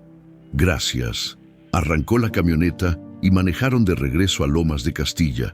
El camino fue silencioso, pero no incómodo. Cada uno estaba perdido en sus propios pensamientos, preparándose para lo que venía. Cuando llegaron a la mansión, eran casi las 11 de la mañana. Alejandro estacionó la camioneta y le dijo a Lucía: sube directo al cuarto de las niñas. Yo voy a hablar con don Miguel para preparar todo. Esta tarde vamos a hacer la reunión con Valeria y Estela. ¿Y si tratan de hacerme algo otra vez? No van a poder. Yo voy a estar ahí, y esta vez nadie te va a tocar. Lucía asintió, bajó de la camioneta y entró a la mansión por la puerta principal. Varios empleados la vieron con sorpresa, pero nadie dijo nada. Subió las escaleras rápido, con el corazón latiéndole fuerte. Cuando llegó al cuarto de las trillizas, empujó la puerta despacio. Adentro estaba la niñera de emergencia, sentada en una mecedora, cargando a Sofía, que lloraba sin parar. Camila y Renatita estaban en sus cunas, también llorando, con las caritas rojas e hinchadas. La niñera levantó la vista y vio a Lucía. Suspiró aliviada. Gracias a Dios que regresaste. Yo ya no puedo más. Lucía no dijo nada. Solo caminó hacia las cunas y tomó a Camila en brazos. La bebé dejó de llorar al instante. Agarró el colgante de piedra roja con su manita y se acurrucó contra el pecho de Lucía. Luego tomó a Renatita. La misma reacción: silencio, paz. La niñera le pasó a Sofía, que también se calmó en cuanto sintió los brazos de Lucía. «No lo entiendo», dijo la niñera, moviendo la cabeza. «¿Qué tienes tú que las otras no tenemos?» Lucía miró a las 3 bebés y pensó en su mamá, en Elena, en todo lo que había pasado. «Amor», respondió simplemente. «Solo amor». La niñera se fue. Lucía se quedó sola con las trillizas. La sentó en el suelo sobre una manta suave y empezó a cantarles. «Duérmete, mi niña, duérmete, mi amor, que los angelitos te cuidan mejor». Las 3 la miraban con esos ojitos enormes, como si entendieran que ahora sí, todo iba a estar bien. Estuvieron así como una hora, jugando, riendo, recuperando el tiempo perdido, hasta que se abrió la puerta. Era Valeria. Tenía cara de sorpresa y de furia al mismo tiempo. «¿Qué haces tú aquí?», preguntó con voz dura. «El señor Salgado me pidió que regresara», respondió Lucía sin moverse del suelo. «¿Te pidió que regresaras? Después de que robaste, no lo creo». «Yo no robé nada y usted lo sabe». Valeria entrecerró los ojos. «Cuidadito con lo que dices, niña, o te va peor que la última vez». «No creo que pueda irme peor. Ya me quitó todo. Todavía no te he quitado todo». Valeria sonrió de lado. «Pero ya merito». Salió del cuarto dando un portazo. Lucía se quedó temblando, pero no de miedo, de rabia. Abajo, en el estudio, Alejandro y don Miguel preparaban el plan final. «¿Ya hablaste con el fiscal?», preguntó Alejandro. «Sí, le mandé una copia de todas las pruebas. Dice que es suficiente para arrestar a Valeria y Estela por conspiración para cometer homicidio. Pero necesita su testimonio oficial. Lo tendrá. ¿A qué hora llega?» «A las 4 de la tarde.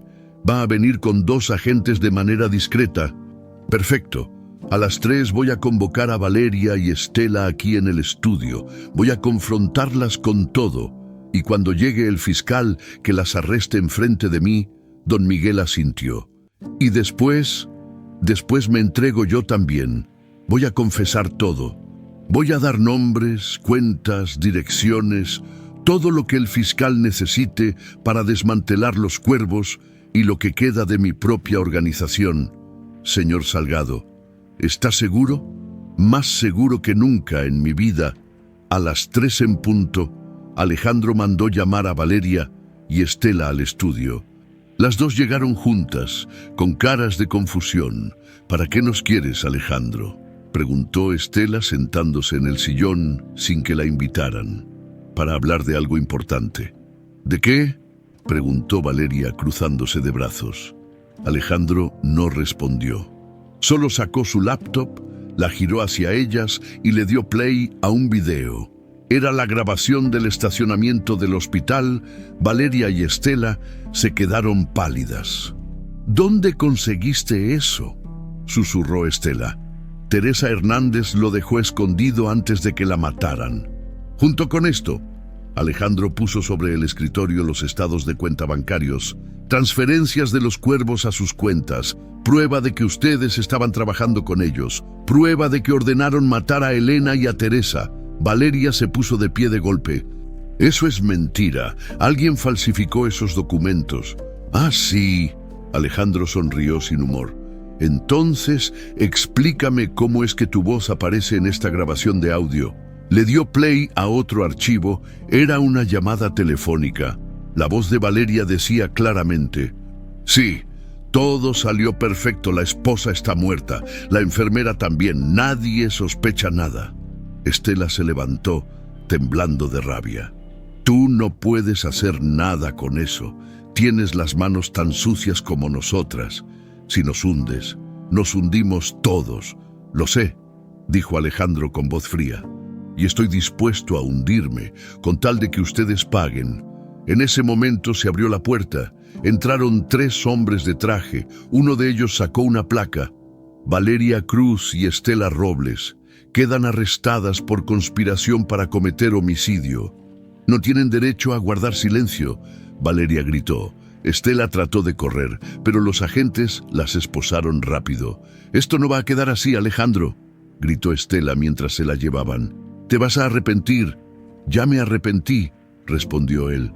«Pero de haberte creído, se las llevaron». El estudio quedó en silencio. El fiscal, un hombre de 50 años con lentes, se quedó parado frente a Alejandro. «Señor Salgado, es su turno. ¿Está listo para confesar?» Alejandro asintió. «Sí, pero antes, déjeme despedirme de mis hijas». Subió al cuarto de las trillizas. Lucía estaba ahí, jugando con ellas en el suelo. Cuando lo vio entrar, supo que era el momento. Alejandro se arrodilló junto a las bebés. Las tres lo miraron con esos ojitos grandes. Las cargó una por una, besándolas en la frente. «Papá las ama, y siempre vas a amarlas, aunque esté lejos». Las bebés no entendían, pero Lucía sí. «Yo las cuido», le prometió. «Se lo juro, lo sé».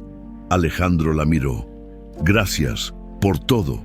Salió del cuarto y no miró atrás. El estudio de Alejandro Salgado se había convertido en una sala de interrogatorios improvisada. El fiscal federal, licenciado Ramírez, había traído una grabadora, una secretaria que tomaba notas y 2 agentes que vigilaban la puerta. Alejandro estaba sentado frente al escritorio que había sido suyo durante años, pero ahora, por primera vez, se sentía del otro lado, del lado de los culpables. «Señor Salgado», empezó el fiscal con voz profesional, «antes de empezar con su declaración, quiero que entienda que todo lo que diga será usado en su contra. ¿Comprende?» «Comprendo». «¿Tiene abogado presente?» «No, no lo necesito. Voy a decir la verdad, toda». El fiscal asintió y encendió la grabadora. «Es 12 de octubre. Son las 4:30 de la tarde. Presente, Alejandro Salgado Mendoza, iniciamos grabación». Alejandro respiró hondo y empezó a hablar. Habló durante 2 horas sin parar. Confesó todo. Los negocios sucios, el lavado de dinero, las rutas de contrabando, los sobornos a policías y funcionarios, las amenazas, las extorsiones, todo lo que había hecho durante 15 años como líder de una de las organizaciones criminales más poderosas de la Ciudad de México. El fiscal escuchaba sin interrumpir, tomando notas de vez en cuando. La secretaria escribía sin parar, con cara de no poder creer lo que oía. Cuando Alejandro terminó, el silencio en el estudio era pesado como plomo. «¿Eso es todo?», preguntó el fiscal. «No, falta lo más importante». Alejandro sacó un folder grueso de su escritorio. «Aquí están todos los nombres, todos los contactos de los cuervos que conozco, números de cuentas bancarias en el extranjero, direcciones de bodegas, rutas de distribución, fotos, todo». El fiscal tomó el folder y lo hojeó rápido. Sus ojos se abrieron más con cada página. «Señor Salgado, esto es suficiente para desmantelar toda la operación de los cuervos. Usted sabe que al entregar esto, su vida corre peligro». «Lo sé y no me importa. Lo único que me importa es que Valeria Cruz y Estela Robles paguen por haber asesinado a mi esposa y a Teresa Hernández. Y que los cuervos paguen por financiar esos asesinatos». El fiscal cerró el folder. «Está bien, con esto y con su testimonio, puedo garantizarle que tanto Valeria como Estela Robles pasarán el resto de sus vidas en prisión. Y probablemente también varios miembros de los cuervos. Y yo, usted también irá a prisión, señor Salgado. No puedo evitarlo. Sus crímenes son muy graves, pero puedo negociar una sentencia reducida, tal vez 15 años en lugar de 30, y en una prisión de seguridad media, no de máxima seguridad». Alejandro asintió. 15 años. Sus hijas tendrían 16 cuando él saliera. Ya serían casi adultas. Tal vez ni siquiera lo recordarían, pero era el precio que tenía que pagar. «Acepto». «Bien, entonces vamos a proceder». El fiscal se puso de pie. «Señor Salgado, queda arrestado por asociación delictuosa, lavado de dinero, soborno y otros delitos que serán especificados en la orden de aprehensión formal. Tiene derecho a un abogado. No necesito abogado, ya confesé todo. Aún así, debe ser leído sus derechos. Mientras el fiscal leía sus derechos, Alejandro miraba por la ventana hacia el jardín. Podía ver a lo lejos el cuarto de las trillizas en el segundo piso. La ventana estaba abierta y por un segundo creyó escuchar la canción de cuna que Lucía les cantaba. «Duérmete, mi niña, duérmete, mi amor». Cerró los ojos y supo que había hecho lo correcto. Los agentes lo esposaron, pero antes de sacarlo de la mansión, Alejandro pidió un último favor. ¿Puedo despedirme de don Miguel? El fiscal asintió. Trajeron a don Miguel al estudio. El contador tenía los ojos rojos, como si hubiera estado llorando. «Don Miguel», dijo Alejandro con voz firme, «tú eres el único en quien confío. Necesito que hagas algo por mí. Lo que sea, señor. Cuida esta casa, cuida a mis hijas y cuida a Lucía. Ella va a ser la tutora legal de las niñas. Ya hablé con mis abogados. Todo está arreglado, pero va a necesitar ayuda. Tu ayuda». Don Miguel asintió, limpiándose las lágrimas. «No se preocupe, yo me encargo de todo. Gracias, amigo. Gracias por todo». Se dieron un abrazo fuerte como hermanos. Después, los agentes se llevaron a Alejandro, lo subieron a una camioneta negra con vidrios polarizados y se lo llevaron. Arriba, en el cuarto de las trillizas, Lucía vio por la ventana cómo se iban. Las bebés estaban dormidas en sus cunas. Finalmente en paz, Lucía se sentó en la mecedora y se puso a pensar en todo lo que había pasado, en su mamá, en Elena, en Alejandro, en las niñas. Era demasiado peso para una muchacha de 22 años del barrio, pero era su peso, su responsabilidad. Su promesa. Tocaron a la puerta. Era don Miguel. «Lucía, ¿puedo pasar?» «Claro, don Miguel». El contador entró, se sentó en una silla y suspiró. «Esto es un desastre. ¿Qué va a pasar ahora?» «El señor Salgado ya firmó todos los papeles. Tú eres oficialmente la tutora de las niñas. La casa queda a nombre de las trillizas, pero tú puedes vivir aquí hasta que sean mayores de edad. El señor también dejó un fondo para su educación y manutención. Y sus negocios. Los legales quedan a mi cargo, los ilegales. Bueno, ya no existen. El señor lo confesó todo. Ya no hay nada que administrar». Lucía asintió. No sabía si sentirse aliviada o asustada. «Y Valeria y Estela ya están en prisión, sin fianza. Van a ser procesadas por asesinato. Probablemente pasen el resto de sus vidas encerradas». Lucía sintió algo parecido a satisfacción. Justicia, finalmente. «Don Miguel, ¿usted cree que hice bien en regresar?» El contador la miró con esos ojos amables de abuelito bueno. «Creo que tu mamá estaría muy orgullosa de ti, mija, muy orgullosa. Esa noche». La mansión estaba en silencio. Todos los empleados se habían ido temprano. Solo quedaban Lucía, don Miguel y las trillizas. Lucía preparó la cena de las bebés, les dio de comer, las bañó y las acostó. Cantó la canción de cuna hasta que las tres se quedaron dormidas. Luego bajó a la cocina. Don Miguel estaba ahí, preparando café. «¿Quieres una taza?» «Sí, por favor». Se sentaron juntos en la mesa del desayunador. Tomaron café en silencio, cada uno perdido en sus pensamientos. «Don Miguel, ¿puedo preguntarle algo?» «Claro». «¿Usted cree que el señor Salgado era un hombre malo?» Don Miguel pensó un momento antes de responder. «Creo que el señor Salgado era un hombre que tomó malas decisiones, pero al final, cuando tuvo la oportunidad de hacer lo correcto, lo hizo. Y eso cuenta mucho». Lucía asintió. Tenía sentido. «¿Va a ir a visitarlo a la cárcel?» «Sí, cuando me lo permitan. ¿Tú irás?» Lucía se quedó callada. No estaba segura. Alejandro le había cambiado la vida 2 veces. una para bien y otra para mal.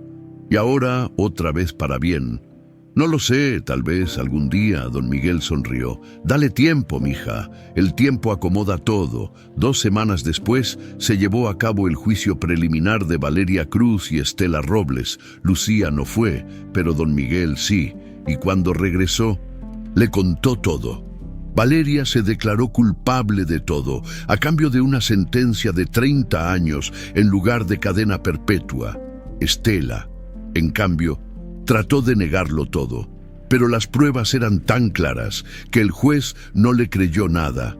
Y cadena perpetua, sin posibilidad de reducción de sentencia, Lucía sintió como un peso enorme se le quitaba del pecho. Y los cuervos, con la información que dio el señor Salgado, la Policía Federal arrestó a 15 miembros clave de la organización, incluyendo al líder.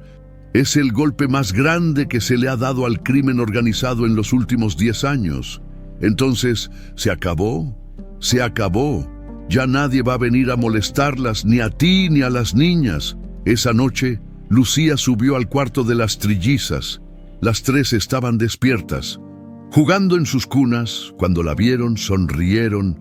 Lucía las cargó una por una, las besó en la frente y les susurró: su papá las ama, y aunque no esté aquí, siempre va a amarlas. Y yo también las amo. Camila agarró el colgante de piedra roja. Renatita le tocó la cara y Sofía soltó una risita. Lucía empezó a cantar: duérmete mi niña, duérmete mi amor, que los angelitos te cuidan mejor. Y mientras cantaba, pensó en su mamá, en Elena, en Alejandro, en todos los que habían dado algo para que estas 3 bebés pudieran vivir en paz. Y supo que ella también daría todo, porque eso es lo que hace el amor, te hace dar todo, aunque duela, aunque cueste, aunque te cambie para siempre. 6 meses después, la mansión de Lomas de Castilla ya no se sentía como una cárcel de lujo. Las cortinas pesadas habían sido reemplazadas por unas más ligeras que dejaban entrar el sol.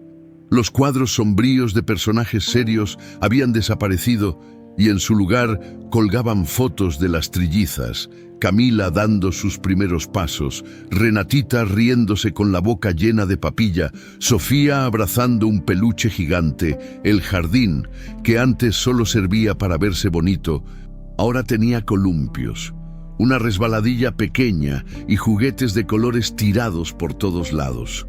Los guardias armados se habían ido.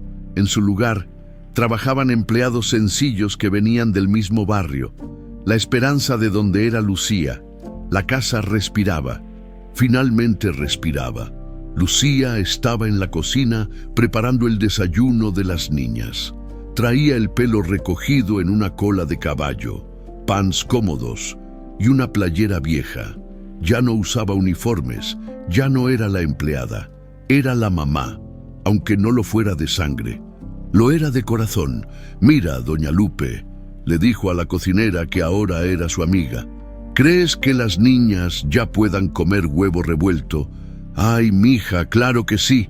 Ya tienen 1 año, ya pueden comer de todo. Lucía sonrió. 1 año. Las trillizas habían cumplido 1 año la semana pasada.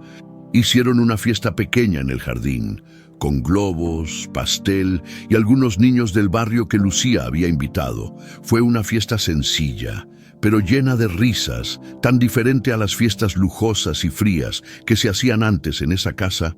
Don Miguel entró a la cocina con su maletín de siempre y sus lentes redondos. Buenos días, Lucía. Buenos días, doña Lupe. Buenos días, don Miguel. ¿Quiere café? Ay, sí, por favor, lo necesito. Se sentó en la mesa del desayunador mientras Lucía le servía una taza humeante. ¿Cómo le fue en el banco? Bien, muy bien, de hecho. Don Miguel sonrió. El restaurante está funcionando mejor de lo esperado. Ya llevamos 3 meses con ganancias. Lucía se sentó junto a él, emocionada. ¿En serio? ¿En serio? Cocina de la Esperanza. Se está haciendo famoso en el barrio. La gente dice que es el mejor lugar para comer comida casera a buen precio. Y todo gracias a ti, que tuviste la idea. Lucía se sonrojó. Después de que Alejandro fue a prisión, ella y don Miguel habían decidido hacer algo bueno con lo que quedaba del dinero legal. Abrieron un restaurante pequeño en el barrio La Esperanza, en honor a Teresa, la mamá de Lucía. Contrataron a gente del barrio que necesitaba trabajo, expandilleros, madres solteras, jóvenes que no habían terminado la escuela. Les dieron una oportunidad, como alguien se la había dado a Lucía. No fue solo mi idea, don Miguel. Fue de todos. Pero tú la empezaste, mija, y eso cuenta. Tocaron a la puerta. Doña Lupe fue a abrir. Era el cartero, trayendo un sobre certificado.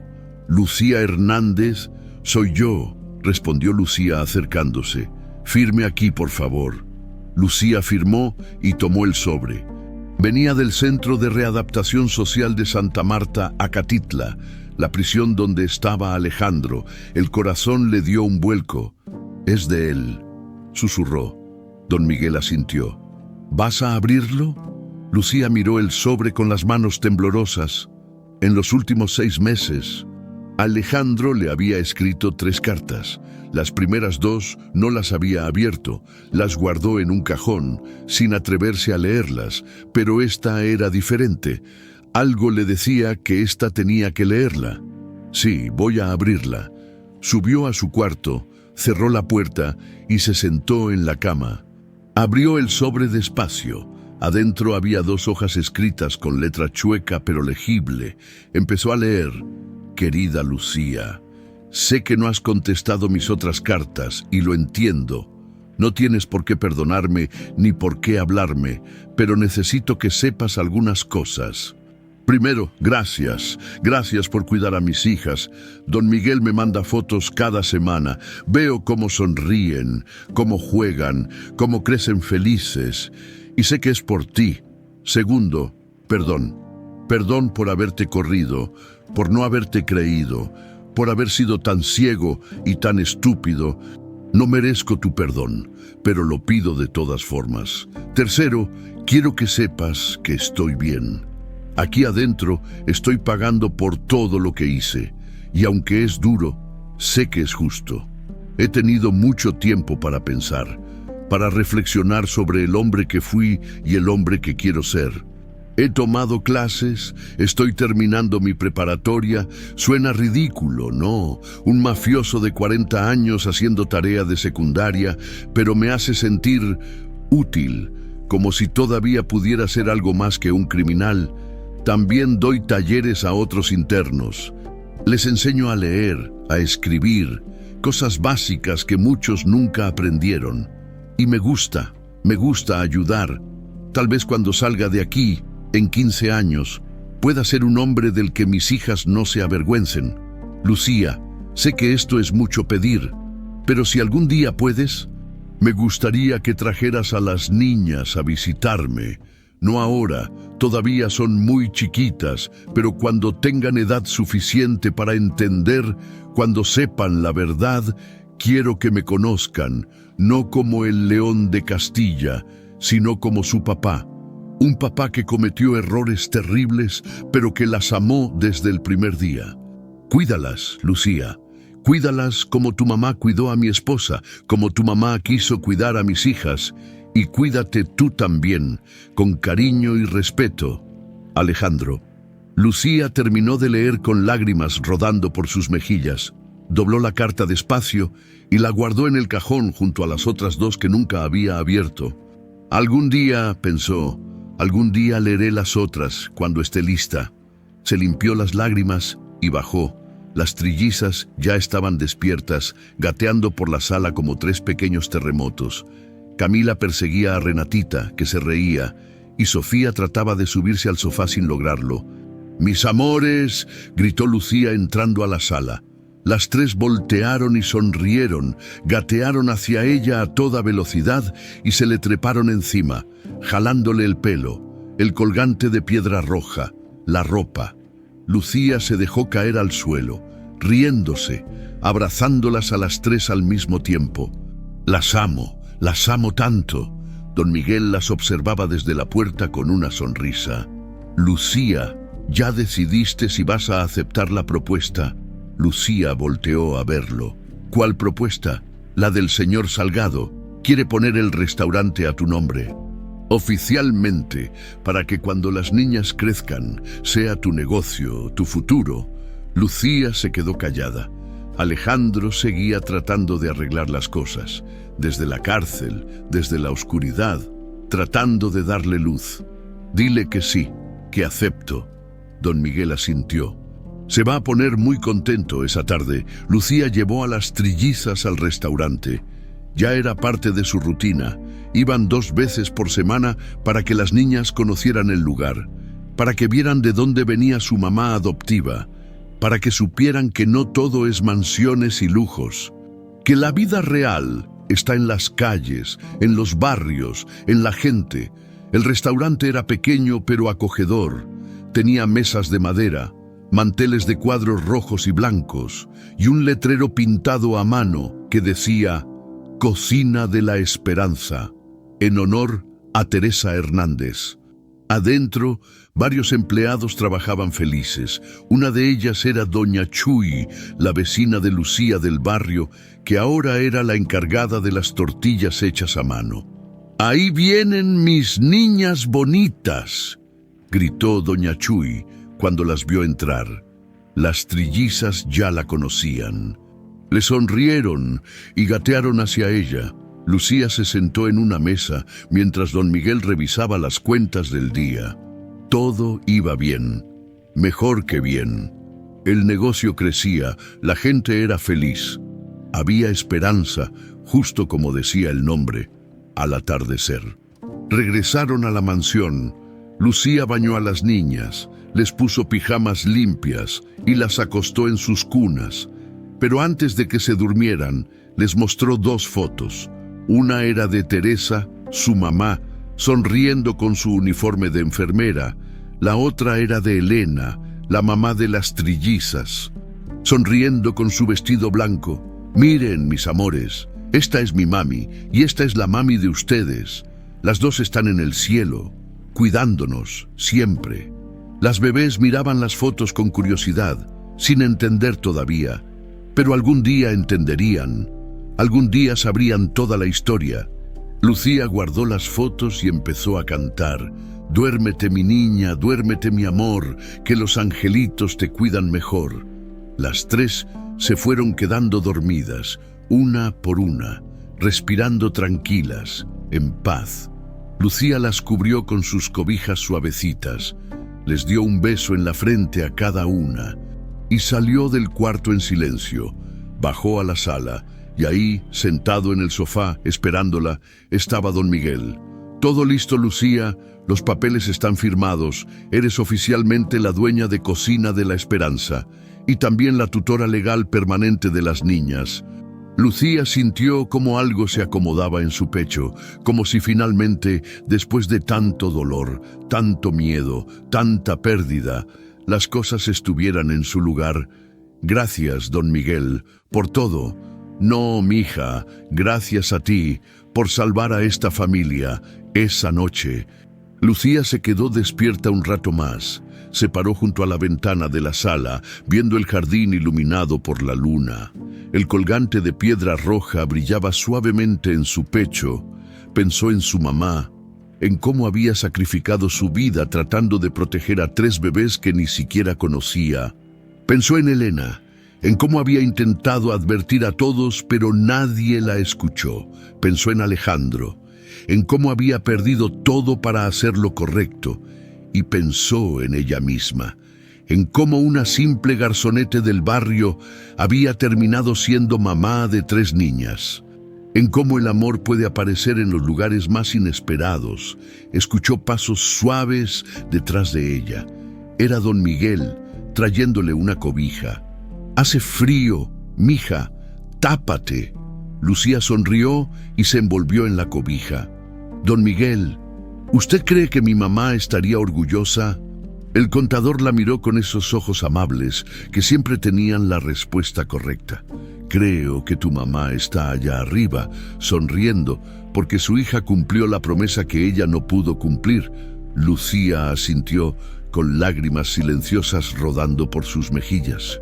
Arriba, en el cuarto de las trillizas, las tres dormían abrazadas a sus peluches, soñando con jardines llenos de flores, con canciones de cuna, con amor, y en algún lugar oscuro, en una celda fría de una prisión, Alejandro Salgado también dormía, pero ya no tenía pesadillas, porque sabía que sus hijas estaban a salvo, que estaban amadas, que estaban en las manos correctas, y eso era suficiente, porque a veces el verdadero milagro no es cuando un hombre poderoso domina el mundo, sino cuando encuentra el coraje de soltarlo todo.